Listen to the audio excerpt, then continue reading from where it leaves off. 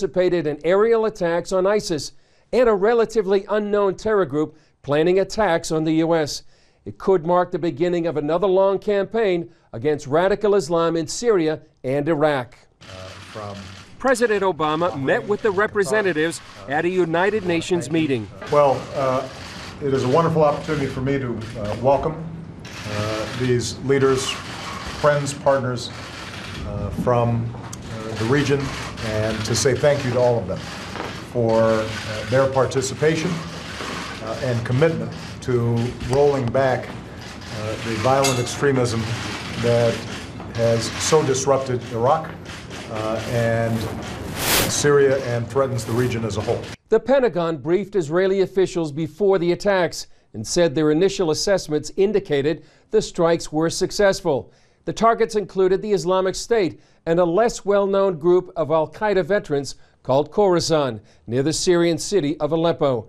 The Pentagon said the group was planning attacks against U.S. airplanes. We've been watching this group closely for some time. We believe the Khorasan group was nearing the execution phase of an attack either in Europe or the homeland. We know that the Khorasan group has attempted to recruit Westerners to serve as operatives or to infiltrate back into their homelands. Some Republicans supported the attacks, but do have concerns about the coalition. Even though these allies really play both sides, because there have been a lot of reports about Qatar especially financing ISIL, and Qatar is the home of Al Jazeera that's always broadcasting very anti-American and interviews, and that's their focus. So at least they're protecting both sides. I'm not in favor of that. They should be solidly with us, but hats off to them for participating. All of these countries have a lot at stake if this terrorist group keeps expanding. So I support the president. I wish that we had started it earlier. Ross Leitonen added that the fight against terrorism is the new normal. In the meantime, an estimated 140,000 Kurdish refugees have fled into Turkey after another onslaught by the Islamic State. The war is going now. IS is attacking Kurdish villages. We were in a village and we went to the next village, they attacked it. We went to another village and they attacked it too. Then we went to the city. The people in the city fled too. They said they are heading to Kobani. After that, we came to the border and passed over here.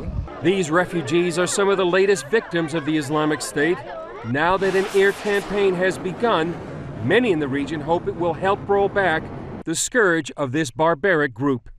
When ISIS burst onto the scene this summer, it caught many by surprise, but not Jay Sekulow of the American Center for Law and Justice.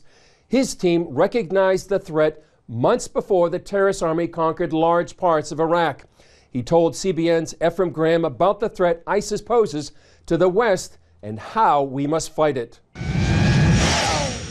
Jay, we know that you're the head of the American Center for Law and Justice, so why write a book on Islamic terrorists? We have an office in Jerusalem, so we've been heavily engaged in the whole Middle East issue for a long time. And about a year ago, we started looking at who are the other groups besides al-Qaeda. We knew al-Qaeda had been weakened, and we found ISIS. And what people need to understand is that ISIS is an offshoot. It was al-Qaeda in Iraq, AQI, but they were thrown out of al-Qaeda. Even for Osama bin Laden, they were too brutal. Wow, how would you compare it to Hamas? That's a great question. Number one, same ideology. The focus of Hamas is on Israel. With ISIS, it is more targeted, because of where they are, towards Christians, Yazidis, and other religious minorities, including Muslims that don't agree with them. And this is the real difference.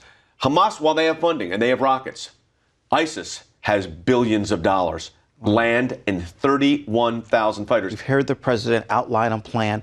Would they be a threat to the U.S.? No doubt about it. This is the establishment of a caliphate. When Abu Bakr al-Baghdadi, the caliph now, as he calls himself, was held captive in Iraq, he said as he was being released, and we put this in the book, he said, "I will see you guys in New York." They want to control the United States because they want the flag of jihad of ISIS over the White House. What should our plan be to defeat ISIS? Okay, there is no middle ground. And that means we're going to have to take whatever steps are necessary. And this idea of pulling things off the table, if we can't control them from the air, you're going to have to put boots on the ground. ISIS is a threat, as we say in the book, we can't ignore. It's not going to go away, and it's going to get stronger if we don't stop it now.